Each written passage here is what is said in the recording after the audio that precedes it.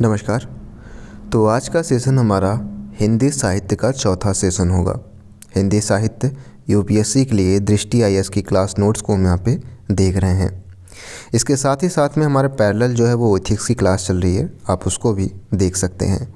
बाकी सारे नोट्स को जो इम्पोर्टेंट है एग्ज़ाम के पॉइंट ऑफ व्यू से, ठीक है, तो उसको हम यहाँ पे देखते हुए आगे चलेंगे। ये चौथी क्लास है हमारी। इसमें हम देख रहे थे, तीसरी क्लास में हमने देखा था कि जैनेंद्र के उपन्यासों को हमने देखा था। अब हम जैनेंद्र के प्रमुख नारी पात्रों का परिचय समझने का प्रयास करेंगे। पहला है कट्टो। कट्टो जैनेंद्र द्वारा रचित परख उपन्यास की नायिका है। वह बाल विधवा है तथा सरल, भावुक, निरीह और आदर्श प्रेम का प्रतीक है। सत्यधन कट्टो का पड़ोसी है। कट्टो के हृदय में बचपन से ही सत्यधन के प्रति श्रद्धा एवं आत्मीयता है और साथ ही श्रद्धा एवं आत्मीयता में प्रेम का भी गोपन भाव छिपा है। उसने मन ही मन में सत्यधन को अपना सर्वस्व मान लिया है और दूसरी ओर सत्यधन उसे चाहकर भी नहीं चाहता। वह अपने प्रेम और जीवन की उन्नति में उलझा हुआ है। सत्यधन का विवाह बिहारी की बहन गरिमा से हो जाता है। सत्यधन का गरिमा के साथ विवाह होने की सूचना मिलने पर भी कट्टो को कोई ईर्ष्या नहीं होती। सत्यधन कट्टो का विवाह बिहारी से कराना चाहता है। जब बिहारी से कट्टो का परिचय होता है तो उसके मन में कट्टो के प्रति आकर्षण भाव जन्म लेता है। कट्टो भी धीरे धीरे अपने हृदय में बिहारी को सत्यधन के समकक्ष स्थान देती है। जैनेंद्र ने कट्टो को आत्मा का रूप मानकर चित्रित किया है। आत्मा में शुद्ध सात्विक भाव होते हैं। छल, कपट, मान प्रतिष्ठा और लाभ हानि का वहाँ कोई मूल्य नहीं है। कट्टो इसी भाव का निर्वाह करती है। अपने जीवन का बलिदान करते हुए वह बिहारी के साथ वैंधव यज्ञ रचाती है। यह वह वैंधव यज्ञ है जिसमें एक आत्मा का दूसरी आत्मा से मिलन होता है। इस मिलन में शारीरिक संबंधों का कोई मूल्य नहीं होता। संसार की भलाई के लिए बिहारी और कट्टो अपने जीवन का उत्सर्ग कर देते हैं। समग्रतः परख उपन्यास में जैनेंद्र ने कट्टो के रूप में मानवीय गुणों की उत्कृष्टता को ही चित्रित किया है। दूसरी है हमारी सुनीता उपन्यास की केंद्रीय पात्र है। सुनीता सुंदर और शिक्षित गृहस्थ नारी है। सुनीता में भाव प्रवणता, त्याग की अनुपम प्रवृत्ति और आदर्शवाद कूट कूट कर भरा हुआ है। दूसरा, उसका पति श्रीकांत उसके सौंदर्य पर मोहित है। फिर भी सुनीता और श्रीकांत एक दूसरे से संतुष्ट नहीं है। श्रीकांत हरिप्रसन्न के माध्यम से घर में ताज़ी वायु लाना चाहता है। वह सोचता है कि इससे सुनीता के मन में गांठें खुलेंगी और वह गृहस्थी की एक रास्ता को भंग कर सकेगा। वहीं सुनीता सदैव गृहिणी ही रही है। घर की सीमाओं के परे वह कुछ नहीं जानती।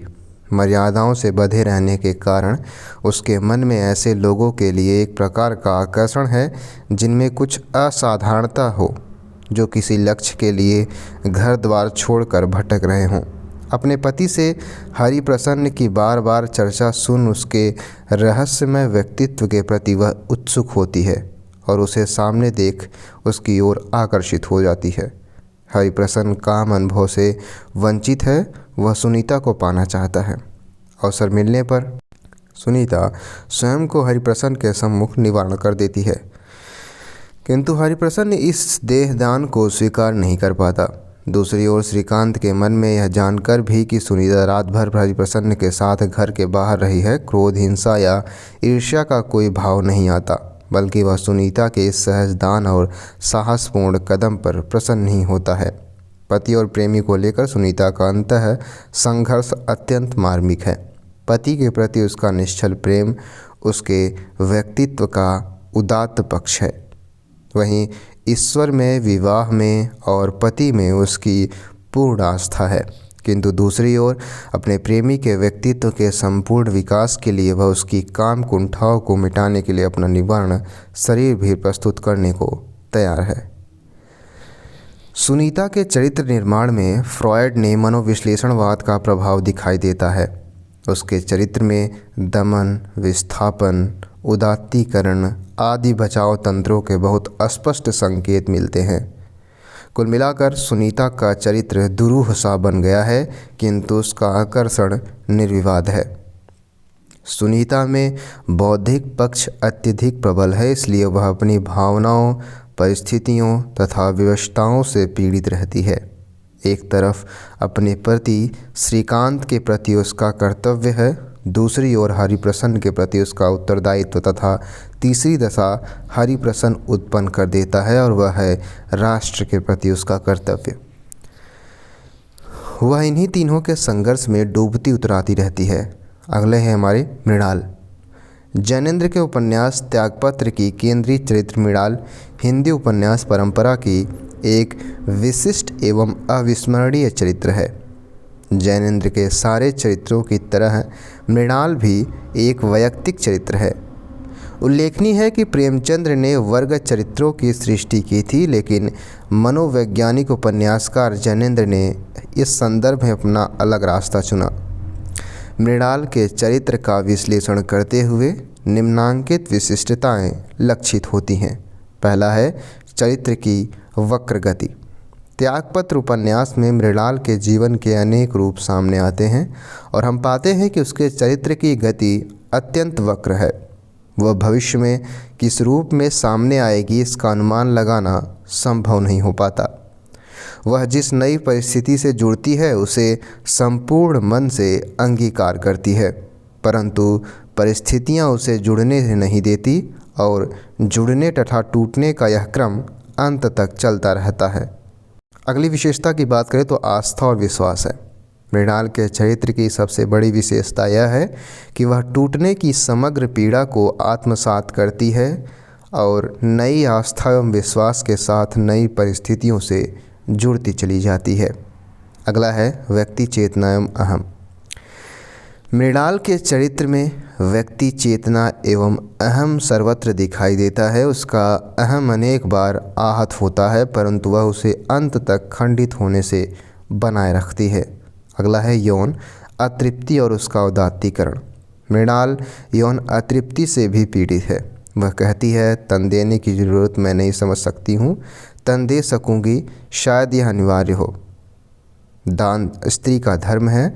अतः अंत में वह यौन अतृप्ति की भावना का उदात्तीकरण करके उसे समाजोन्मुख कर देती है और उच्छिष्टों के बीच रहने लगती है। अगला है स्वाभिमान और स्वावलंबन। मृणाल के चरित्र में आरंभ से ही स्वाभिमान और स्वावलंबन का भाव दिखाई देता है। प्रमोद के बार बार आग्रह करने पर भी उसका स्वाभिमान उसे पिता के घर नहीं लौटने देता। पति द्वारा त्यागे जाने पर वह अपना भार स्वयं उठाती है। वहीं अगली विशेषता है विद्रोह एवं स्वीकार की परस्पर विरोधी प्रवृत्ति। मृणाल के चरित्र में सामाजिक विद्रोह एवं सामाजिक व्यवस्था को स्वीकार करके चलने की परस्पर विरोधी प्रवृत्ति भी विद्यमान है। अगली विशेषता है सेवा भावना और निस्वार्थता। मृणाल का चरित्र सेवा भावना और निस्वार्थता से युक्त है। मृणाल की निस्वार्थता और सेवा भावना उस समय अपनी सर्वोच्चता पर पहुंच जाती है जब प्रमोद उसे उच्छिष्ट वर्ग से निकालकर सभ्य समाज में ले जाना चाहता है, पर मृणाल अपने कर्तव्य के समक्ष समस्त सुख सुविधाओं को तुच्छ समझती है। अगला है स्वतंत्रता। स्वतंत्रता को मृणाल चाह की तरह चाहती है। इसी चाह के चलते उसने किशोर अवस्था में अपने भतीजे से कहा था कि वह चिड़िया बनना चाहती है। इस प्रकार मृणाल हिंदी उपन्यास की एक महत्वपूर्ण वैयक्तिक चरित्र है। वह एक संघर्षशील चरित्र है जो भारतीय समाज व्यवस्था की संस्थानिकता से टकराते हुए अपना रास्ता स्वयं ढूंढने का प्रयास करती है। हिंदी उपन्यास में स्त्री आकांक्षा की आरंभिक ध्वनि जिन चरित्रों में सुनाई पड़ती है उनमें से एक चरित्र मृणाल भी है। अगला बात करें मार्क्सवादी, समाजवादी या प्रगतिवादी उपन्यास। ये विशेषताएं हैं इनके उपन्यास की। तो समाजवादी या प्रगतिवादी उपन्यास मार्क्सवादी विचारधारा को आधार बनाकर लिखे गए हैं। मार्क्स का मानना था कि किसी भी समाज का बुनियादी ढांचा उसकी अर्थव्यवस्था या उत्पादन प्रणाली में निहित होता है और उसी पर ऊपरी ढांचे जैसे राजनीति, कला, संस्कृति आदि टिके होते हैं। हर समाज दो वर्गों शोषक व शोषित में बटा होता है। शोषक वर्ग उत्पादन के साधनों पर कब्जा करके निम्न वर्ग पर शासन करता है और इस अन्याय के विरुद्ध हिंसक क्रांति जरूरी है और साहित्य की भूमिका क्रांति को संभव बनाने में ही हो सकती है। इस दृष्टिकोण को समाजवादी यथार्थवाद कहा जाता है। संपूर्ण प्रगतिवादी साहित्य इसी दृष्टिकोण पर आधारित है। प्रेमचंद पर अंतिम समय में मार्क्सवाद का थोड़ा बहुत प्रभाव दिखता है, पर वास्तविक अर्थों में समाजवादी उपन्यास प्रेमचंदोत्तर युग में लिखे गए। यशपाल इस धारा के केंद्रीय लेखक हैं व नागार्जुन, भैरव प्रसाद गुप्त तथा रांगे राघव अन्य प्रमुख रचनाकार हैं। इनके उपन्यासों में मुख्य रूप से निम्नलिखित विशेषताएं दिखती है। पहला, इन उपन्यासों में आर्थिक समस्याओं विशेषतः गरीबी व शोषण को कथावस्तु का आधार बनाया जाता है। इसके अतिरिक्त धर्म और सांप्रदायिकता जैसी मिथ्या चेतनाओं पर भी चोट की जाती है। वहीं इन उपन्यासों में नायक मजदूर वर्ग या किसान वर्ग से होता है। यहाँ नायकोचित औदात्य व गरिमा जैसी पारंपरिक धारणाएं खंडित हो जाती हैं। तीसरा, इसमें शोषण तंत्र की पहचान व इसके विरुद्ध वर्ग संघर्ष की प्रस्तावना की जाती है। इसके साथ ही इन उपन्यासों की भाषा शैली सामान्यतः सरल होती है क्योंकि ये निम्न वर्ग को संघर्ष हेतु प्रेरित करने के उद्देश्य से रचे जाते हैं। समाजवादी उपन्यासों के कुछ उदाहरण इस प्रकार है, जैसे यशपाल की है पार्टी कामरेड, दादा कामरेड, झूठा सच और दिव्य। वहीं नागार्जुन के कौन कौन से हैं उपन्यास? बाबा बटेश्वरनाथ और वरुण के बेटे। भैरव प्रसाद गुप्त के हैं मशाल, गंगा मैया और रांगे राघव का घरौंधा और विषाद मठ। समाजवादी उपन्यासों की सबसे बड़ी सीमा यह है कि इनमें कई बार सिद्धांत पक्ष भावी हो जाता है और पाठक कथानक से सहज संबंध बना नहीं पाता। जिन उपन्यासों में विचारधारा का यांत्रिक प्रयोग नहीं हुआ है वे काफ़ी बेहतर बन पड़े हैं, जैसे यशपाल का दिव्य। अगले उपन्यासकार की बात करते हैं यशपाल जी की। तो यशपाल समाजवादी यथार्थवाद के लेखक हैं। उनके उपन्यासों पर मार्क्सवादी विचारधारा का गहरा प्रभाव है। ये स्वाधीनता संग्राम के दौरान क्रांतिकारी गतिविधियों के कारण जेल में आजीवन कारावास की सज़ा काट रहे थे एवं 1929 ईस्वी में मुक्त हुए। उसके पश्चात दादा कामरेड, देशद्रोही, दिव्या, पार्टी कामरेड और अमिता, मनुष्य के रूप, झूठा सच, 12 घंटे, अप्सरा का श्राप, क्यों फंसे, मेरी तेरी उसकी बातें आदि उपन्यास लिखे। मार्क्सवादी दर्शन से प्रभावित होने के कारण यशपाल अपने उपन्यासों में प्रत्यक्षतः या परोक्षतः वर्ग संघर्ष, क्रांति चेतना जैसे तत्व प्रस्तुत करते हैं। दादा कामरेड, देशद्रोही, पार्टी कामरेड ये तीनों उपन्यास स्वाधीनता संग्राम के अंतर्गत मार्क्सवादी आंदोलन से संबंधित प्रश्न उठाते हैं। यशपाल के प्रमुख उपन्यासों की बात करें तो पहला है दादा कामरेड। इस उपन्यास में क्रांतिकारी दल की कार्यविधियों का विस्तृत चित्रण किया गया है। यशपाल खुद क्रांतिकारी दल के सदस्य थे, इसलिए उसके वर्णन बेहद सजीव बन पड़े हैं। इसमें मूल प्रश्न यह है कि गांधी का अहिंसावादी आंदोलन ज्यादा ठीक है या क्रांतिकारी समाजवाद। इसमें क्रांतिकारी दादा जहां भावुकता प्रधान आतंकवाद का रास्ता चुनते हैं तो वहीं कामरेड हरीश रूसी क्रांति पर आधारित रास्ता चुनता है। स्त्री पर पुरुष के अधिकार को भी इसमें खारिज किया गया है। इसकी प्रमुख नारी पात्र शैल, प्रेम और यौन जीवन से संबंधित किसी भी पारंपरिक नैतिक मूल्य को स्वीकार नहीं करती। उसे एक साथ कई पुरुषों से प्रेम करने में कोई नैतिक समस्या नज़र नहीं आती। देशद्रोही, यह उपन्यास भी दादा कामरेड जैसी भावभूमि पर ही आधारित है। ठीक है, अगला जो हमारा है वो देशद्रोही उपन्यास है। यह उपन्यास भी दादा कामरेड जैसी भावभूमि पर ही आधारित उपन्यास है। इसमें 1930 से 1942 ईस्वी तक की राजनीतिक परिस्थितियों पर विचार किया गया है। कोशिश यह की गई है कि कांग्रेस पार्टी के वर्ग चरित्र को दिखाकर उसकी निरर्थकता या तथा साम्यवादी आंदोलन की सार्थकता को सिद्ध किया जाए। राम दुलारी, डॉक्टर खन्ना और चंदा आदि चरित्रों के माध्यम से यशपाल दिखाते हैं कि पुरुष द्वारा नारी पर आरोपित पवित्रता और सतीत्व जैसी धारणाएं एक व्यापक साजिश के अंग हैं। लंबी बहसों व भाषणों तथा विचारधारा थोपन की कोशिश के कारण यह उपन्यास शिल्प की दृष्टि से कमज़ोर हो गया है। अगला है पार्टी कामरेड।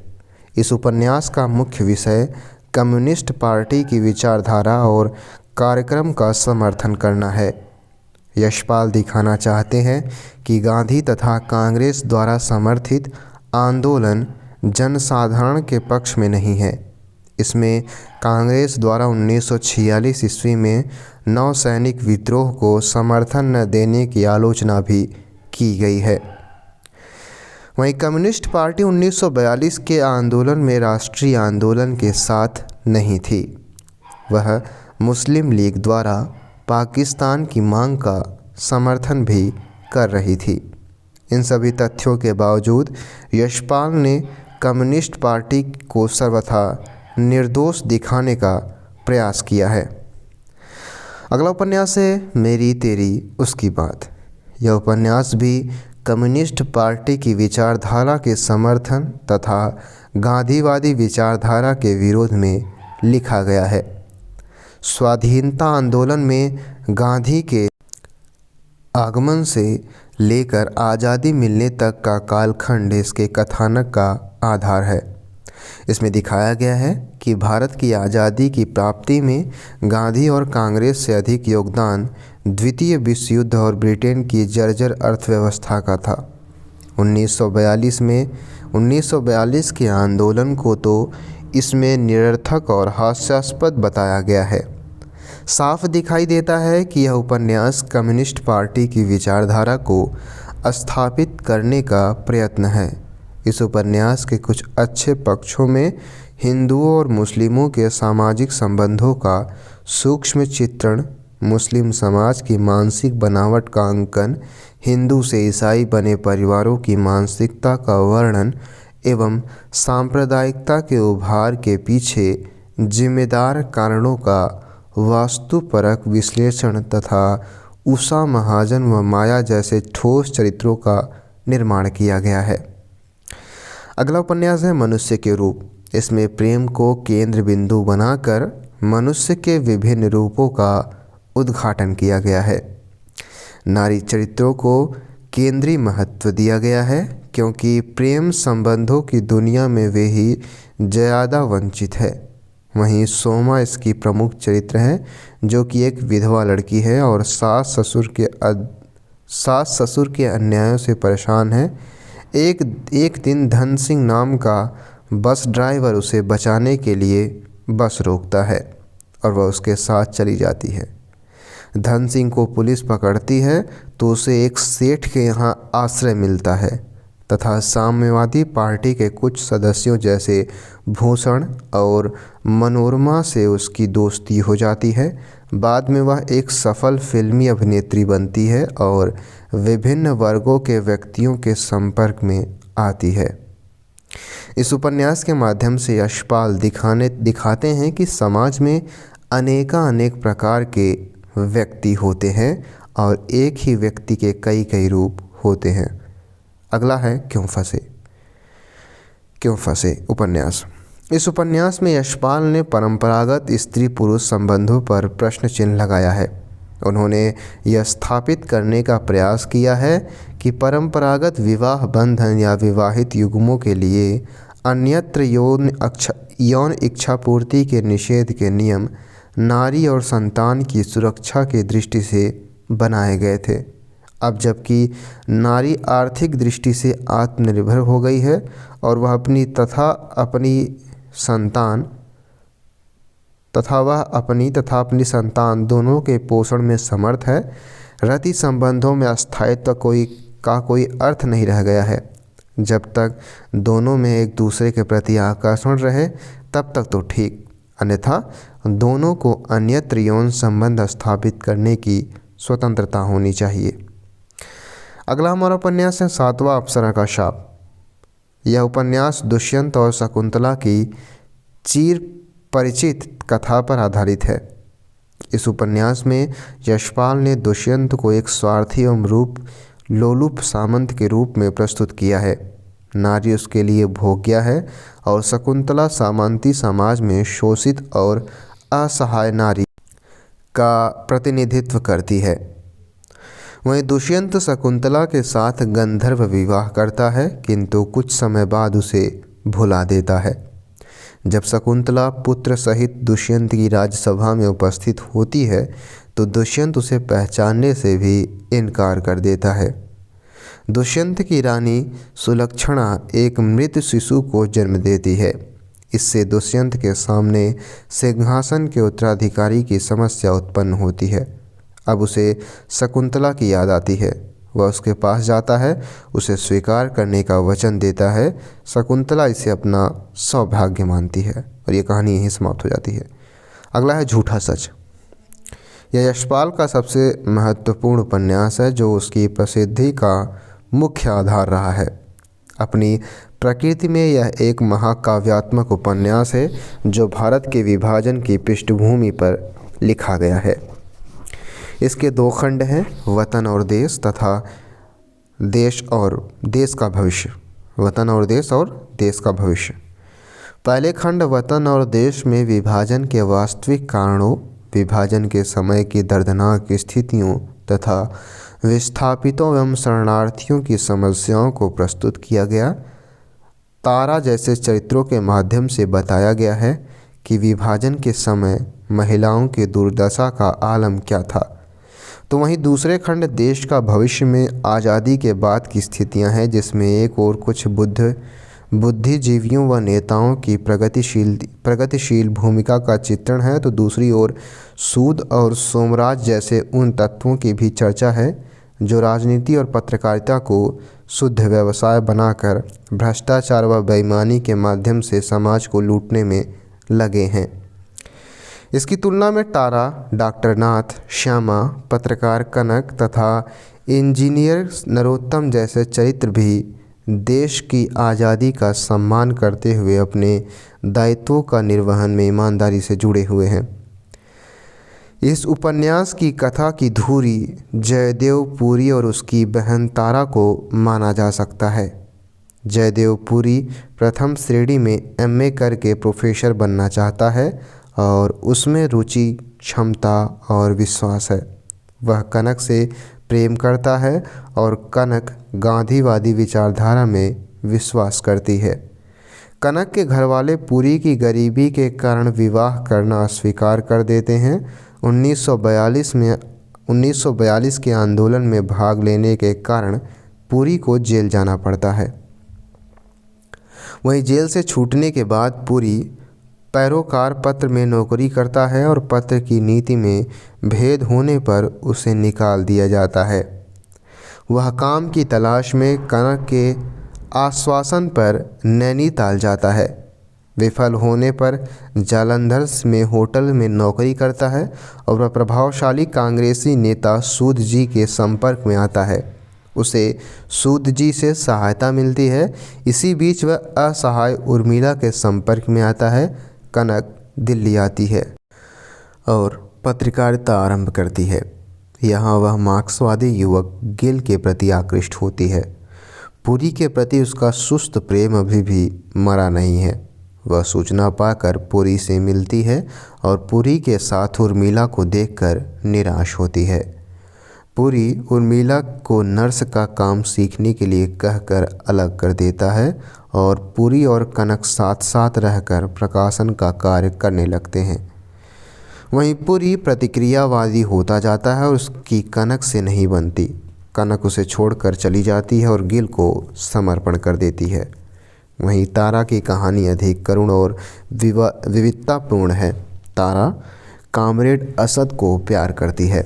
उसका विवाह सोमराज नामक एक लंपट युवक से हो जाता है।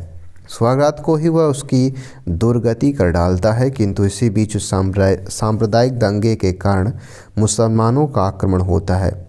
तारा मुसलमानों के हाथ पड़ जाती है। हाफिज जी उसकी सहायता करते हैं, किंतु हिंदू होने के कारण उसे अधिक दिनों तक अपने घर पर नहीं रख पाते। उनके यहाँ से निकलने पर तारा स्त्रियों का व्यापार करने वाले एक व्यक्ति के हाथ में पड़ जाती है। स्त्रियों का उद्धार करने वाला दल उसे उबारता है। इस दल में असद भी है।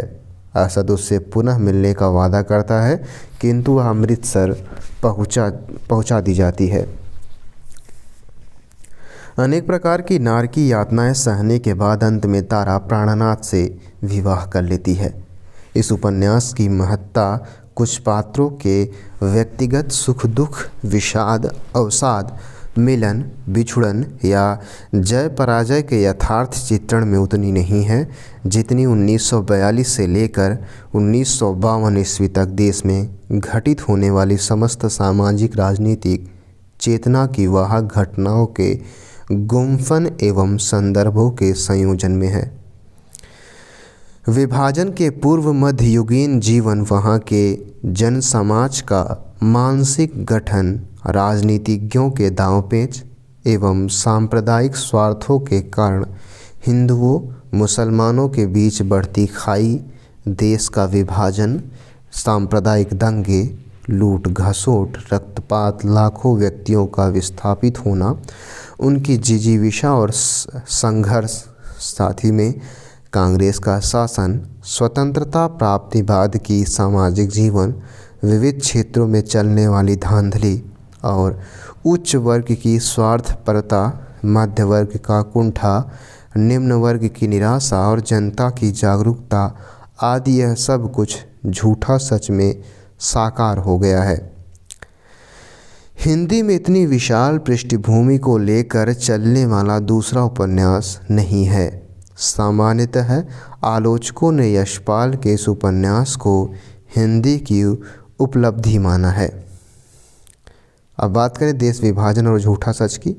ठीक है, तो ये देश विभाजन का जो झूठा सच यहाँ पे कहानी जो थी देश विभाजन के बाद, तो स्वातंत्र्योत्तर हिंदी उपन्यास में देश विभाजन की त्रासदी से संबंधित कई उपन्यास लिखे गए हैं और इनमें रचनाकारों ने अपनी अपनी तरह से इस त्रासदी पर चिंतन किया है। यशपाल ने झूठा सच में देश विभाजन की त्रासदी का न केवल यथार्थपरक चित्रण किया है, बल्कि तत्कालीन राजनीतिक, सामाजिक एवं आर्थिक संदर्भों में साम्राज्यवादी एवं राष्ट्रीय पूंजीवादी शक्तियों के वर्गीय चरित्र का भी पर्दाफाश किया है। इस उपन्यास में देश विभाजन की घटना को यशपाल ने साम्यवादी दृष्टि से देखा है। उन्होंने देश विभाजन के ऐतिहासिक कारणों की खोज करते हुए राष्ट्रीय स्वाधीनता आंदोलन के मूल चरित्र का उद्घाटन किया है तथा देश विभाजन में कांग्रेस और मुस्लिम लीग की भूमिका की तरफ इशारा किया है। ये दोनों ही पार्टियां देश की स्वाधीनता के लिए आंदोलन कर रही थी। बाद में स्वाधीनता के नाम पर देश विभाजन के लिए तैयार हो गई, जबकि भारतीय जनता विभाजन के विरुद्ध थी। झूठा सच में यशपाल ने देश विभाजन के लिए मूल रूप से अंग्रेज़ों को उत्तरदायी ठहराया है। उनके अनुसार अंग्रेज़ों ने ही अपनी सत्ता के लिए हिंदू मुसलमानों में फूट डाली। यशपाल सांप्रदायिकता की समस्या को भी देश विभाजन की देन मानते हैं। इस उपन्यास में उन्होंने सांप्रदायिक घटनाओं के कई मार्मिक दृश्य उपस्थित किए हैं। इसमें पंजाब और लाहौर के विभिन्न लोगों और विशेषकर नारी द्वारा इस विभाजन की त्रासदी भोगने के कई चित्र हैं। झूठा सच में यशपाल ने देश विभाजन को आर्थिक संदर्भों में भी देखा है। लेखन की दृष्टि में यह पहलू सर्वाधिक महत्वपूर्ण है। देश विभाजन के मूल में आर्थिक कारणों की खोज करते हुए वे इस निष्कर्ष पर पहुँचते हैं कि संपूर्ण पंजाब में हिंदू अमीर थे, व्यापारी थे, ऊंचे पदों पर थे। वहीं अल्पसंख्यक होने के बावजूद भी आर्थिक, सामाजिक और कुछ सीमा तक राजनीतिक सत्ता उन्हीं के हाथों में थी। लेखक का मंतव्य यह है कि विभाजन की त्रासदी का शिकार सामान्य लोग ही हुए, उच्च वर्ग के लोग नहीं। झूठा सच में यशपाल ने मात्र विभाजन की त्रासदी का ही चित्रण नहीं किया है, बल्कि उसके सामने पराजय न स्वीकार करने वाली जनता की जिजीविषा का भी अंकन किया है। कुल मिलाकर देश विभाजन और सांप्रदायिकता के परिप्रेक्ष्य में झूठा सच हिंदी का एक अत्यंत महत्वपूर्ण उपन्यास है। यशपाल की भाषा शैली की बात करें तो यशपाल की भाषा शैली कथ्य के अनुसार अपना स्वरूप निर्माण करती है। उन्होंने जीवन संदर्भ को सजीव बनाने के लिए परिवेश के अनुकूल शब्द चयन किए हैं। पात्र, परिस्थिति तथा अनुभूति और विचारों के अनुसार भाषा को सजीव और सशक्त बनाने के लिए उन्होंने विभिन्न स्रोतों से शब्द ग्रहण किए हैं। जनबोली में प्रचलित देशज शब्दों से लेकर उर्दू, पश्तो, अंग्रेजी और रूसी भाषा तक के शब्द यशपाल की कृतियों में प्रयुक्त हुए हैं। दिव्या उपन्यास में प्राचीन सांस्कृतिक वातावरण की रचना के लिए यशपाल ने स्थानागार, अग्रहार, आयुधजीवी, कपिशायनी, ज्येष्ठक, मेरय, विस्टर, शौल्फिक जैसे संस्कृत के अप्रचलित शब्दों को स्थान दिया है, तो दूसरी ओर मनुष्य के रूप में ठेठ जनजीवन की झलक प्रस्तुत करते हुए ढांप, पड़तनी, धीर्थ, कटड़ी जैसे ठेठ देशज शब्दों का प्रयोग किया है। उन्होंने अपनी भाषा में उर्दू शब्दों को भी स्थान दिया है। अभिव्यक्ति की पूर्णता के लिए कहीं कहीं हिंदी के समानांतर अंग्रेजी भाषा के शब्दों का प्रयोग बखूबी किया गया है। यशपाल जी भाषा में रूसी व पश्तो भाषा के भी अनेक शब्द प्रयोग किए हैं। देशद्रोही उपन्यास में पश्तो भाषा के अनेक शब्द प्रयोग किए हैं। उदाहरण के लिए हफ्तसद रुपया माही यानी 800 रुपये माहवार, बलट्टो बिल यानी भाग जाना चाहता है और आदि पश्तो भाषा के उदाहरण दिए हैं। यशपाल ने हिंदी गद्य शैली को भी नई दिशा दी है। विचारों की स्पष्टता, अनुभव की विविधता, भावों की सरलता, चित्रों की रम्यता, व्यंग्य की तीव्रता, हास की मधुरता यथा विवरण की विशदता और भव्यता के संयुक्त प्रभाव के कारण यशपाल की गद्य शैली बहुत ही आकर्षक एवं प्रभावशाली बन गई है। वहीं बोधगम्यता यशपाल जी की शैली की मुख्य विशेषता है। अनेक स्थानों पर यशपाल जी ने अपने गद्य में काव्यात्मक शैली का प्रयोग किया है। यशपाल के गद्य के गौरव का आधार दो अन्य प्रमुख शैलियाँ भी हैं, वर्णनात्मक शैली तथा प्रसन्न विचारक शैली। यशपाल जी के गद्य में किसी भी विषय का वर्णन काफ़ी रोचक होता है और वे तथ्य से लेकर तत्व तक सबका वर्णन करते जाते हैं। यशपाल जी का विचारात्मक गद्य भी बहुत सरल व अस्पष्ट है। जटिल और उच्च स्तरीय वैचारिक बातों को भी यशपाल सहज, सरल एवं प्रसन्न शैली में प्रस्तुत करते हैं। यशपाल में व्यंग्य की भी अच्छी क्षमता है और यथास्थान उन्होंने व्यंग्यात्मक शैली का भी प्रयोग किया है। उदाहरण के लिए आधुनिक विद्यालयों में शिक्षा प्राप्त करने वाली छात्राओं का जीवन पद्धति का चित्रण करते हुए उन्होंने लिखा है कि आज तो वे जॉर्जेट की डल शेड साड़ी पहन कॉलेज की लारी में बैठ साजन समूह पर बहुत सी धूल और उड़ती हुई नज़रें डालती हुई वहाँ जा छिपती हैं जहाँ लोहे के सीखचे जड़े फाटक पर लिखा रहता है, बगैर इजाज़त भीतर जाना मना है। गागर की जगह उसकी बगल में दबा रहता है बटुआ। सामाजिक यथार्थ के उपन्यास की बात करें, यानी इनका जो उपन्यास है वो सामाजिक यथार्थ के रूप में लिखते हैं। जिन उपन्यास धारा को प्रेमचंद्र ने प्रवर्तित किया था वही आगे चलकर नई नई सामाजिक समस्याओं का वर्णन तथा विश्लेषण करती रही। इसी धारा को सामाजिक यथार्थवादी धारा कहा जाता है। इस धारा के लेखक किसी भी विचारधारा के मोह से बचते हुए अपने स्वतंत्र नज़रिए में समाज के समस्याओं का सूक्ष्म अंकन करते हैं। 1947 ईस्वी से आज तक का समाज जिस प्रकार तेज़ी से बदलता गया है, वैसे ही इस धारा की प्रवृत्तियां भी बदली है। प्रमुख प्रवृत्तियां इस प्रकार है। पहला, 1947 ईस्वी के तुरंत बाद राष्ट्रीय चेतना व आज़ादी का मोह इतना अधिक है कि लेखक देश का सुंदर भविष्य बनाने के लिए बेचैन है। यह प्रवृत्ति सबसे स्पष्ट रूप में भगवती चरण वर्मा के उपन्यास भूले बिसरे चित्र में दिखती है। उन्हीं का उपन्यास टेढ़े मेढ़े रास्ते भी कुछ कुछ ऐसा ही है। वहीं 1955 ईस्वी के बाद आज़ादी में मोहभंग की स्थिति पैदा हुई, जो पूरे छठे दशक में मुखर रही। इस काल का प्रतिनिधि उपन्यास नरेश मेहता द्वारा रचित यह पथबंधु है, जिसमें आज़ादी के संघर्ष के निरर्थक चले जाने की पीड़ा दिखती है। 1970 ईस्वी के आसपास मोहभंग की पीड़ा भी समाप्त होने लगी और उदासीनता, निष्क्रियता पैदा हुई। इस समय के लेखक क्रांति, विद्रोह और विचारधाराओं की आस्था खो चुके हैं, किंतु उनके भीतर पीड़ा इतनी ज़्यादा है कि बिखरते हुए समाज पर तीखा व्यंग्य किए बिना उन्हें संतोष नहीं मिलता। इस प्रवृत्ति का सबसे प्रमुख उदाहरण है श्रीलाल शुक्ल द्वारा रचित राग दरबारी। 1970 के दशक के बाद सांप्रदायिकता भारतीय समाज में एक बड़ी समस्या बनकर उभरी।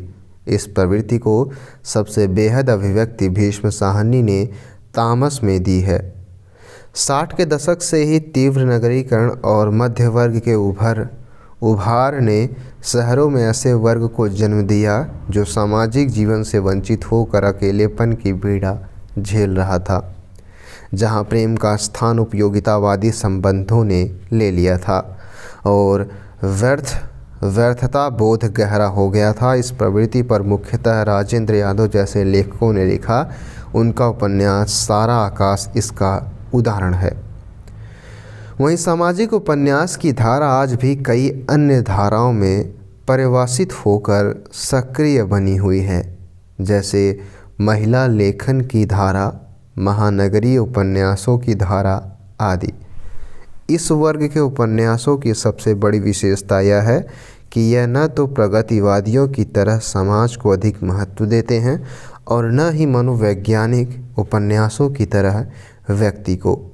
ये व्यक्ति व समाज को जोड़कर देखते हैं। ऐसा सूक्ष्म विश्लेषण मुख्य रूप से अमृतलाल नागर के उपन्यास बूंद व समुद्र में दिखता है, जिसमें बूंद व्यक्ति को व समुद्र समाज को दर्शाता है।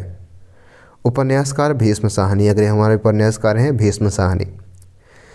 भीष्म साहनी सामाजिक यथार्थवाद के रचनाकार हैं। उनके उपन्यास हैं झरोखे 1967 में लिखा गया, कणियाँ 1970 में, तमस 1973 में, वसंती 1980, मैया दास की माड़ी 1988, कुंतो 1993 तथा नीलू नीलिमा नीलोफर 2000 में।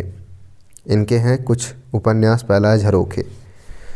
इस उपन्यास में एक बच्चे के माध्यम से आर्य समाजी परिवार की संस्कारगत जड़ता का विश्लेषण एवं उसके प्रति विद्रोह की प्रेरणा है। पूरे उपन्यास में मानव की जिजीविषा को उसकी शक्ति के रूप में प्रस्तुत किया गया है। लेखक यह कहना चाहता है कि जिसमें समय के साथ चलने और अपने को बदलने की शक्ति नहीं होती, वह इतिहास की गति के सामने रोड़ा बनकर चूर चूर हो जाता है। अगली हमारी उपन्यास है कड़ियाँ। इस उपन्यास में विपरीत संस्कारों वाले मध्यवर्गीय पति पत्नी की जीवन कथा वर्णित है। इसमें लेखक ने स्त्री की आर्थिक आत्मनिर्भरता के अभाव में पुरुष की बढ़ती हुई निरंकुशता और उसके परिणाम स्वरूप परिवार विघटन की अनिवार्यता को रेखांकित किया है। अगली हमारी है वसंती। वसंती में राजस्थान के अप्रवासियों की झुग्गी बस्ती में रहने वाली एक भावुक लड़के की कहानी है। इसमें दिखाया गया है कि उपभोक्ता संस्कृति कैसे व्यक्ति को सुविधाओं के लालच में कृत्रिम बना देती है। अगला है मैया दास की माड़ी। यह एक ऐतिहासिक किस्म का उपन्यास है। इसमें पंजाब के एक कस्बे की कथा है। इस उपन्यास में 3 प्रमुख चरित्र हैं, मैया दास, धनपत तथा हुकूमत राय। मैया दास खालसा राज्य के प्रति समर्पित है। वह सामंती मूल्यों का प्रतीक है और धनपत उसके बाद की पीढ़ी का प्रतिनिधि है। वह अंग्रेजी राज्य के प्रति वफादार है और धनपत का छोटा बेटा हुकूमत राय तीसरी पीढ़ी का प्रतिनिधि है। वह इंग्लैंड से बैरिस्टरी पास करके लौटता है तथा वह पाश्चात्य पूंजीवादी संस्कृति के रंग में रंगा हुआ है। वस्तुतः मैया दास की माड़ी के माध्यम से भीष्म साहनी ने 3 पीढ़ियों की सामाजिक सांस्कृतिक चेतना के क्रमिक विकास का प्रामाणिक इतिहास प्रस्तुत किया है। अगला हमारा है कुंतो। इस उपन्यास में भीष्म साहनी ने विभाजन पूर्व पंजाब के एक आर्य सामाजिक संस्कारों वाले परिवार की कहानी कही है। वस्तुतः यह उपन्यास संपूर्ण नारी जाति की नियति की कथा है। इसमें विभिन्न स्त्री पात्रों के पतियों की पर स्त्री गमिता की समस्या को उठाया गया है और संरचना के स्तर पर इस उपन्यास के सूत्र इतने अस्पष्ट और बिखरे हुए हैं कि उन्हें उपन्यास के केंद्र बिंदु से जोड़ पाना कठिन है। अगला है नीलू, नीलिमा, नीलोफर। इस उपन्यास में भीष्म साहनी ने 2 नारी पात्रों नीलू अर्थात नीलोफर और नीलिमा को केंद्र में रखकर कथा का ताना बाना बुना है। नीलू एक मुस्लिम बालिका है। वह सुधीर हिंदू युवक से प्यार करती है। वहीं नीलिमा एक हिंदू युवती है। वह अल्ताफ अर्थात मुस्लिम युवक से प्रेम करती है। सामाजिक मर्यादाओं के भीतर दमित और कुंठित होकर दोनों विडंबनापूर्वक जीवन व्यतीत करती हैं और इस रचना के माध्यम से लेखक यह संकेत करना चाहता है कि हिंदू मुस्लिम सांप्रदायिक समस्या के साथ समाधान के लिए व्यक्ति को भीतर से बदलना होगा। वहीं अगला हमारा है तमस। तमस भीष्म साहनी की सबसे प्रसिद्ध उपन्यास है। इसमें उपन्यास की कथावस्तु 1947 में पंजाब में हुए भयानक सांप्रदायिक दंगों पर आधारित है तथा इसमें लाहौर के आसपास की सिर्फ 5 दिन की कहानी वर्णित है। यह उपन्यास 2 खंडों में विभाजित है। पहले खंड में सांप्रदायिक तनाव की कहानी कही गई है और दूसरे भाग में अनेक गांव उपन्यास की परिधि में आ जाते हैं। उपन्यास का आरंभ नथ्थू चमार द्वारा सुअर मारने की घटना से होता है। मुराद अली अंग्रेजी सरकार का चमचा है। वह नथ्थू चमार को 5 रुपए देकर एक सुअर मरवाता है और उसे मस्जिद की सीढ़ियों पर फिकवा देता है। इस घटना से मुसलमानों में खलबली होती है और एक गाय भी मार दी जाती है। परिणामतः शहर के सांप्रदायिक तनाव हो जाता है और दोनों संप्रदाय एक दूसरे के दुश्मन बन जाते हैं। नागरिकों का एक शिष्टमंडल डिप्टी कमिश्नर रिचर्ड से मिलकर शांति स्थापना के लिए सरकारी सहयोग चाहता है। शिष्टमंडल के बख्शी जी शहर में कर्फ्यू लगाने की सलाह देते हैं, लेकिन रिचर्ड ने इसे स्वीकार नहीं करता। वह स्थिति की गंभीरता को जानते हुए भी अनजान बना रहता है। परिणामतः पूरे शहर में हत्या, लूट और आगजनी खुलकर होने लगती है। सांप्रदायिकता की यह आग गाँवों में फैल जाती है और सैयदपुर में सिख और मुसलमानों के बीच खूनी संघर्ष होता है। दोनों ओर बाकायदा मोर्चे खुले हैं, भयानक रक्तपात होता है और सिख औरतें अपने बच्चों सहित कुएं में कूदकर आत्महत्या करती है। सारी बर्बादी हो जाने के बाद सरकार की ओर से हस्तक्षेप होता है। नगर और गांवों के ऊपर एक हवाई जहाज़ मंडराता है और सारे माहौल को मिनटों में बदल देता है। लोग आतंकित होकर अपने अपने घरों में दुबक जाते हैं। कर्फ्यू लगा दिया जाता है और जगह जगह सेना तैनात कर दी जाती है। वहीं शांति कायम करने के लिए सरकार की ओर से एक अन्य कमेटी, नागरिक समिति बना दी जाती है, जिसमें हिंदू, मुसलमान और सिख हैं। अपने अमन कमेटी के सदस्य एक बस में बैठकर शहर का चक्कर लगाते हैं, लेकिन जो होना होता है वह हो चुका होता है। लोग अपने घर में परिवार से संबंधियों से बिछड़ चुके हैं और उनके घर जला दिए गए हैं, संपत्ति लूट ली गई है। वे शरणार्थी कैंपों में अपनी बहू बेटियों का पता पूछ रहे हैं। तमस उपन्यास इसी सांप्रदायिक खूनी संघर्ष की कहानी है। स्थूल रूप में यह 5 दिनों की कथा है, लेकिन प्रसंग संदर्भ की व्यंजना के धरातल पर अब तक की कथा है। आइए बात करते हैं सांप्रदायिकता की समस्या और तमस। तमस में भीष्म साहनी ने भारतीय परिप्रेक्ष्य में सांप्रदायिकता से जुड़े विभिन्न पहलुओं का उद्घाटन किया है, जिन्हें हम निम्नलिखित बिंदुओं के रूप में देख सकते हैं। पहला है, भारत में सांप्रदायिकता अंग्रेजी साम्राज्यवाद की फूट डालो और शासन करो नीति के तहत की गई साजिश का परिणाम है। उपन्यास में अंग्रेज कमिश्नर रिचर्ड के माध्यम से इस तथ्य को स्पष्ट उजागर किया गया है। वहीं सांप्रदायिकता के प्रति राजनीतिक पार्टियों का रुख अपने निहित स्वार्थों के अनुरूप होता है। वे इसमें अपना राजनीतिक हित चाहती हैं। प्रत्येक धर्म में जो सांप्रदायिक प्रवृत्ति होती है उसका चरित्र एक समान होता है। वहीं धर्मांधता और कट्टरता पीढ़ी दर पीढ़ी संक्रमित होती रहती है। सांप्रदायिक घृणा का शिकार अक्सर गरीब तबके के लोग होते हैं और सांप्रदायिकता फैलाने हेतु भी सामान्यतः निम्न वर्ग के लोगों का ही इस्तेमाल किया जाता है। वहीं सांप्रदायिकता की समस्या के परिप्रेक्ष्य में अपने इन गहरे सामाजिक सरोकारों के कारण तमस आज भी प्रासंगिक बना हुआ है और उसका महत्व अक्षुण्ण है। बात करते हैं भीष्म साहनी के उपन्यासों में सामाजिक यथार्थता की। तो प्रेमचंद्र ने हिंदी उपन्यास में जिन सामाजिक यथार्थ बोध का सूत्रपात किया था, उसे आगे विकसित करने वाले उपन्यासकारों में भीष्म साहनी का महत्वपूर्ण स्थान है। भीष्म साहनी ने अपने उपन्यासों के माध्यम से विभिन्न सामाजिक समस्याओं को उठाया है, जिनकी प्रासंगिकता आज भी बनी हुई है। बात करते हैं भीष्म साहनी के उपन्यासों में सामाजिक यथार्थ की। प्रेमचंद ने हिंदी उपन्यास में जिस सामाजिक यथार्थ बोध का सूत्रपात किया था, उसे आगे विकसित करने वाले उपन्यासकारों में भीष्म साहनी का महत्वपूर्ण स्थान है। भीष्म साहनी ने अपने उपन्यासों के माध्यम से विभिन्न सामाजिक समस्याओं को उठाया है, जिनकी प्रासंगिकता आज भी बनी हुई है। वहीं भीष्म साहनी के उपन्यासों में निहित सामाजिकता का सबसे महत्वपूर्ण पक्ष एक गैर सांप्रदायिक सामाजिक दृष्टिकोण की खोज है। अपने उपन्यास झरोखे, तमश और नीलू नीलिमा नीलोफर में वे एक गंभीर रचनात्मक विमर्श के साथ ऐसा करते दिखाई देते हैं। वहीं झरोखे में भीष्म साहनी ने धर्म को विवेक और मानवीयता की कसौटी पर परखा है।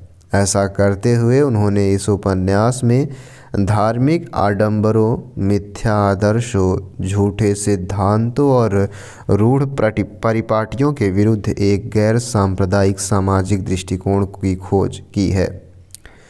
तमस में भारतीय परिप्रेक्ष्य में सांप्रदायिकता से जुड़े विभिन्न पहलुओं, सत्ता एवं राजनीतिक द्वारा धर्म को अपने स्वार्थ के लिए इस्तेमाल सभी धर्मों में निहित सांप्रदायिक मानसिकता का समान चरित्र, धर्मांधता और कट्टरता का पीढ़ी दर पीढ़ी संक्रमण, सांप्रदायिकता का सर्वाधिक शिकार निम्न वर्ग के लोगों का होना आदि का उद्घाटन हुआ है। भीष्म साहनी ने अपने उपन्यासों में भारतीय समाज में स्त्री की पराधीनता की समस्या को भी चित्रित किया है। कड़ियाँ उपन्यास में प्रमीला पूरे अधिकार से अपनी पति महेंद्र को बंगाली लड़की सुषमा से संबंध रखने को मना करती है, किंतु शीघ्र ही उसे अपनी अधिकारहीन स्थिति का बोध हो जाता है और वह उपेक्षित असहाय नारी का प्रतीक बन जाती है। नारी की इस विडंबनापूर्ण स्थिति के साथ भीष्म साहनी ने उसके भीतर से प्रकट होती हुई एक संघर्षशील नई नारी की भी पहचान की है। भीष्म साहनी के उपन्यासों में निम्न मध्यवर्गीय जीवन के संघर्षों एवं त्रासदियों का भी चित्रण हुआ है। वसंती उपन्यास में उन्होंने निम्नवर्गीय मटमैले जनों के धूसर जीवन को चित्रित किया है। ये ऐसे लोग हैं जो गांवों में सूखा, अकाल और भूखमरी की तबाह हाल जिंदगी छोड़कर शहरों में भाग आए हैं। कुल मिलाकर भीष्म साहनी अपने उपन्यासों में यह लक्ष्य लेकर चले हैं कि इतिहास, संस्कृति एवं मूल्यों के यथास्थितिवादी भ्रमों से मुक्त तभी हुआ जा सकता है जब मनुष्य को सामाजिक विकास के यथार्थवादी दृष्टिकोण से परिचित कराया जाए। अगला बात करते हैं आंचलिक उपन्यास की। प्रेमचंदोत्तर हिंदी उपन्यास में फणीश्वर नाथ रेणु के उपन्यास मैला आंचल का प्रकाशन एक क्रांतिकारी घटना है, क्योंकि यहीं से एक नई व मौलिक प्रवृत्ति आंचलिक उपन्यास की शुरुआत हुई। कुछ विद्वानों की राय में यह हिंदी उपन्यास की मौलिक प्रवृत्ति है, जब कुछ के अनुसार पश्चिमी साहित्य के कुछ लेखक जैसे मारिया एजवर्थ तथा फाकनर की रचनाएं भी इसी वर्ग का प्रतिनिधित्व करती हैं। वहीं आंचलिक उपन्यास अपनी संरचना में अन्य उपन्यासों से काफ़ी अलग होती है और इसकी प्रमुख विशेषताओं की बात करें तो पहला, इसमें कोई भी पात्र नायक नहीं होता बल्कि अंचल ही नायक होता है और इसमें चरित्रों की संख्या बहुतायत में होती है, क्योंकि बहुत से चरित्र मिलकर ही अंचल के जीवन को समग्रता में प्रस्तुत कर पाते हैं। इसका उद्देश्य न तो किसी विचारधारा की स्थापना करना होता है और न ही समस्याओं के समाधान की प्रस्तुति करना। इसका उद्देश्य होता है अंचल का बहुआयामी जीवंत चित्र प्रस्तुत कर देना। इसमें सामाजिक सुधार की भावना भीतर ही भीतर हो सकती है, किंतु उसकी स्थूल अभिव्यक्ति नहीं की जा सकती। इसमें कथा बिखरी होती है, क्योंकि चरित्रों व घटनाओं की अत्यधिक संख्या के कारण कथा को एक सूत्र में बांधना संभव नहीं होता। इसके साथ ही अगर बात करें तो इसमें अंचल की देशज भाषा का अत्यधिक प्रयोग होता है, जिसके कारण कभी कभी अन्य क्षेत्रों के लोगों के लिए इसे समझना कठिन हो जाता है। इन उपन्यासों में प्रकृति का वर्णन अत्यधिक विस्तार के साथ होता है, क्योंकि ग्रामीण जीवन प्रकृति पर गहराई से निर्भर होता है। इसके साथ ही 1950 ईस्वी के बाद आंचलिक उपन्यासों का तेजी से प्रसार होने के पीछे कुछ निश्चित सामाजिक आर्थिक कारण काम कर रहे थे। प्रमुख कारण इस प्रकार है। पहला, आज़ादी के तुरंत बाद लोकतांत्रिक प्रणाली की शुरुआत हुई, जिसने व्यक्तियों की व्याख्या को सत्ता में पहुंचने का मार्ग बना दिया। चूँकि भारत की अधिसंख्य जनता गांवों में रहती थी, अतः स्वाभाविक था कि धीरे धीरे राजनीति में गांवों की भूमिका केंद्रीय होती जाए। इस कारण ग्रामीण जीवन की ओर राजनेताओं और मीडिया के साथ साथ बुद्धिजीवियों व साहित्यकारों का भी ध्यान गया। तीव्र शहरीकरण के कारण बहुत बड़े पैमाने पर ग्रामीण जनसंख्या का शहरों की ओर पलायन हुआ। ये लोग शहर के जटिल ढांचे पर रहते तो थे, किंतु इनके संस्कार इन्हें ग्रामीण जीवन की सरलता की ओर खींचते थे। ग्रामीण जीवन के प्रति नॉस्टैल्जिक होने के कारण ऐसे लोगों ने आंचलिक उपन्यासों की ओर रुझान प्रस्तुत किया। स्वाधीनता संग्राम के दौरान एक व्यापक लक्ष्य होने के कारण लोगों का ध्यान अपने अंचल पर कम, राष्ट्र पर ज़्यादा था। स्वाधीनता प्राप्त होने पर, विशेषतः मोहभंग के बाद, स्वाभाविक था कि लोगों का ध्यान अपनी स्थानीयता की ओर जाए। इस समय पूरे देश में क्षेत्रवादी प्रवृत्तियां उभरती शुरू हुई और आंचलिक उपन्यास का संबंध इस ऐतिहासिक स्थिति के साथ भी है। हिंदी के प्रसिद्ध आंचलिक उपन्यास की बात करें तो फणीश्वर नाथ रेणु का जो है आंचलिक उपन्यास है महिला आंचल और परती पर कथा, और नागार्जुन का है बलचनमा, और रांगे राघव का है कब तक पुकारूं। वहीं राही मासूम रजा का आधा गांव है, और उदय शंकर भट्ट का है सागर और लहरें और मनुष्य। राम दशरथ मिश्र का है जल टूटता हुआ, और शानी का है काला जल। उपन्यासकार फणीश्वर रेणु की बात करते हैं। रेणु की पहचान हिंदी के प्रतिनिधि आंचलिक उपन्यासकार के रूप में है। यद्यपि वे सिर्फ आंचलिक रचनाकार नहीं हैं, सच तो यह है कि मैला आंचल के लेखन के बाद उनकी आंचलिक प्रवृत्ति लगातार कम हुई है। उनके प्रमुख उपन्यास हैं मैला आंचल, परती परिकथा, दीर्घतपा, जुलूस, कितने चौराहे, पलटू बाबू रोड, और इन उपन्यासों का संक्षिप्त परिचय नीचे दिया जा रहा है। बात करते हैं मैला आंचल की। रेणु का सर्वाधिक प्रसिद्ध व महत्वपूर्ण उपन्यास है। इसमें पूर्णिया जिले के मेरीगंज गांव की विस्तृत तथा समग्र कथा इस प्रकार कही गई है कि अंचल ही नायक बन गया है। इसमें उद्देश्य अंचल की समस्याओं को प्रकाशित करने का ही रहा है, हालांकि उद्देश्य रचना प्रक्रिया में घुला हुआ है, ऊपर से चिपका हुआ नहीं दिखता। इसमें अंचल की सुंदरता और कुरूपता दोनों का गहरा चित्रण किया गया है, और जातिवाद, अफसरशाही, अवसरवादी राजनीति और मठों और आश्रमों का पाखंड भी इसमें दिखाया गया है। अगला है पलटू बाबू रोड। यह रेणु का 90 पृष्ठों का छोटा उपन्यास है। इसमें पूर्णिया जिले के पलटू बाबू रोड कस्बे की कहानी कही गई है। उपन्यास का आकर्षण कथा की सघन बुनावट और 20वीं सदी में सब डिवीज़न बनने वाले एक कस्बे की विशिष्ट मानसिकता के दायरे में दो परिवारों की कहानी का मार्मिक रेखांकन है। इस उपन्यास में वर्णित कई महत्वपूर्ण तथ्य हमारा ध्यान आकृष्ट करते हैं। यथा पुरुष समाज अपनी प्रत्येक महत्वाकांक्षा की पूर्ति के लिए नारी का शोषण करता है, और प्रणय वंचिता और निराश नारी प्रतिहिंसा में विवेक भ्रष्ट होकर कुछ भी कर सकती है।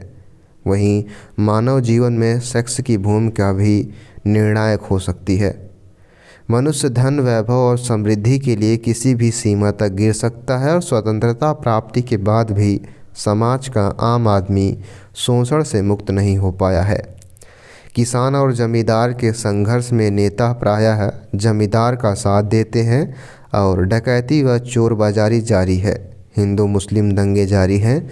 सभी राजनीतिक पार्टियां नैतिक मूल्यों को तिलांजलि देकर प्रदर्शन प्रिय और सत्ता लोलुप हो गई हैं। अगला है हमारा जुलूस। इस उपन्यास में पूर्वी पाकिस्तान से विस्थापित होकर बिहार के पूर्णिया जिले में आए हुए हिंदू शरणार्थियों की दारुण कथा का वर्णन है। इसमें हिंसा, घृणा और सांप्रदायिकता की आग में अपना सर्वस्व स्वाहा करके आने वाले इस शरणार्थी की भोजन, आवास व सामाजिक संस्कृति अनुकूल जैसी विषम समस्याओं का चित्रण हुआ है। अगला है दीर्घतपा। यह उपन्यास बांकीपुर के वर्किंग वीमेंस हॉस्टल को केंद्र में रखकर लिखा गया है।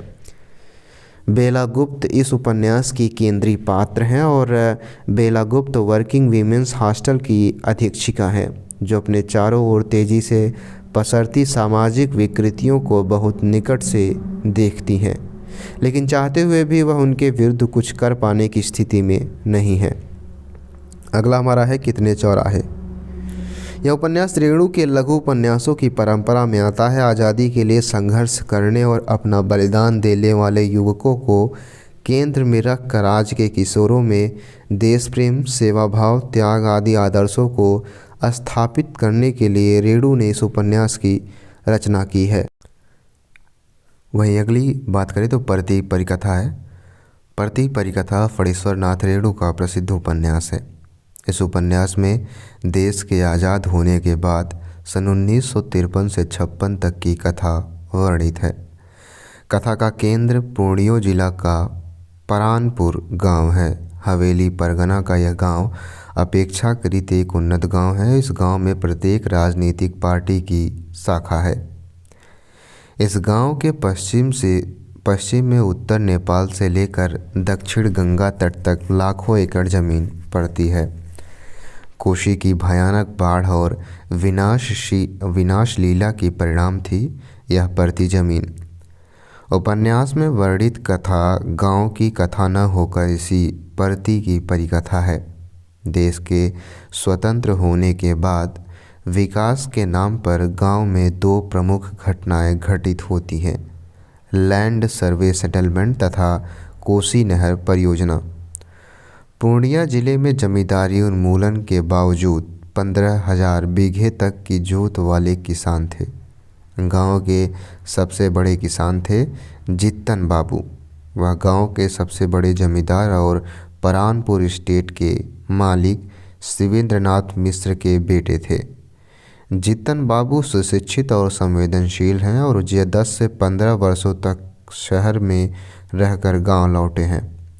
शहर में कई राजनीतिक पार्टियों को भीतर से देखकर और उनकी गतिविधियों से निराश होकर लौटे जित्तन बाबू अभी तक गांव वालों के लिए कुछ सनकी और रहस्यमय हैं।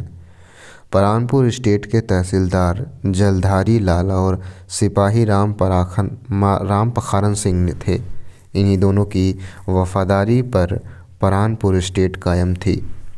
यही लोग आज भी जित्तन बाबू के वफादार कार्यकर्ता हैं। जमींदारी उन्मूलन के समय जलधारी लाल ने यह प्रमाणित करके कि परानपुर पट्टी पत्नी है यह प्रमाणित करके कि परानपुर पट्टी पत्नी है, जमीन खुदकाश्त है पर उस पर मालिक का रहती हक है, स्टेट को बचा लिया था। लैंड सर्वे सेटलमेंट के समय भी जित्तन के आत्मविश्वास और जलधारी लाल द्वारा पेश किए गए कागजी प्रमाणों के बल पर जित्तन का मालिकाना हक स्टेट की पूरी जमीन पर कायम रहा। वहीं परानपुर में जित्तन के विरोधी भी हैं। विरोध के लगभग सारा गांव ही कर रहा था, किंतु सभी को मुंह की खानी पड़ी। विरोधियों के सरगना लुत्तो बाबू कांग्रेस पार्टी के स्थानीय नेता हैं। उनके पिता लरेना शिवेंद्र मिश्र के खवास थे। उनके पूरे विश्वास पात्र, किंतु अंत में उन्होंने धोखा दिया था। मिश्र जी के शत्रु सुल्तानपुर स्टेट के मालिक मिस्टर एंथनी से मिल गए थे। मरने से पहले मिश्र जी उसे सजा दे गए थे। उसकी पीठ पर दगाबाज लिखवा दिया था। लुत्तो बदला लेना चाहता है। वह मुसलमानों के नेता शमसुद्दीन मीर और सुजीत लाल से जित्तन बाबू के दुलारी दाई के 5 जलखारों पर तनाजा कर देता है, लेकिन होता कुछ नहीं।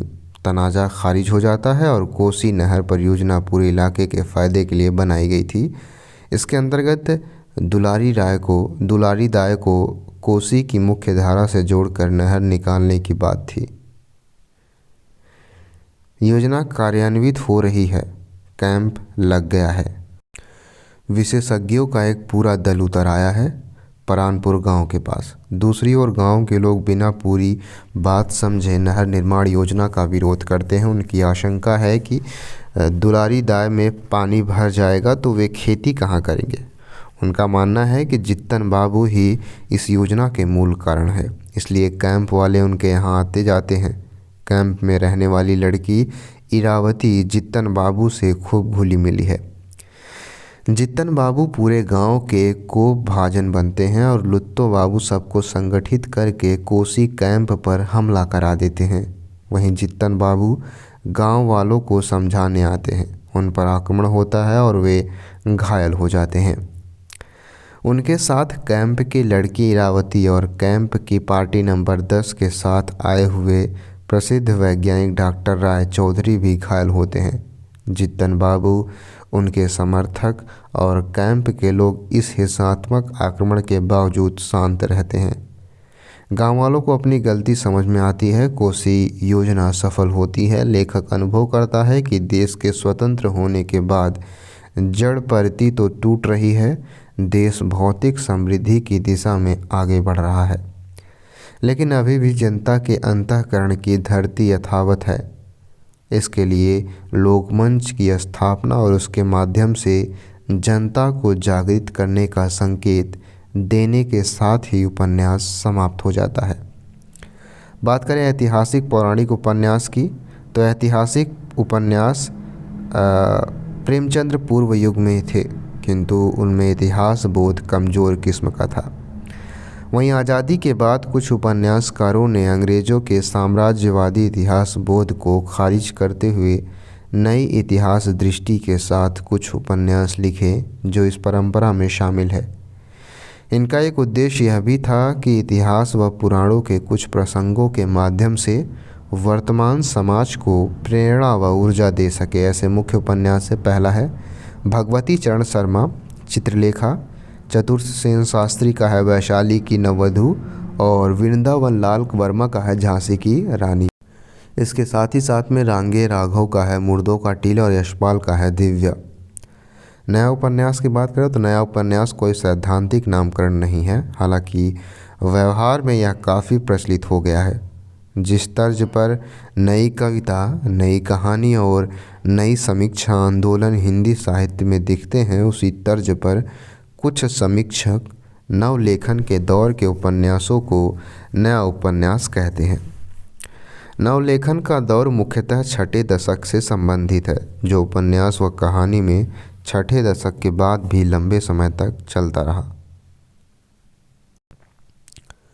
नवलेखन के पूरे दौर में एक विशेष दृष्टिकोण दिखाई देता है, जिसने अन्य विधाओं की तरह उपन्यास को भी प्रभावित किया। इस समय तक आज़ादी से मोहभंग हो चुका था। तीव्र शहरीकरण के कारण बड़े शहरों के जीवन में जो अकेलापन, अलगाव तथा आत्मनिर्वासन जैसी समस्याएं पैदा हुईं, उन्होंने संवेदनशील व्यक्तियों को भीतर तक हिला दिया। इस समय मध्य वर्ग का तीव्र विकास हुआ। यह शिक्षित मध्य वर्ग अपने ग्रामीण समाज से कटा हुआ था और शहर में इसे वांछित सामाजिक परिवेश मिल नहीं सका। इस वर्ग में व्यक्तिवाद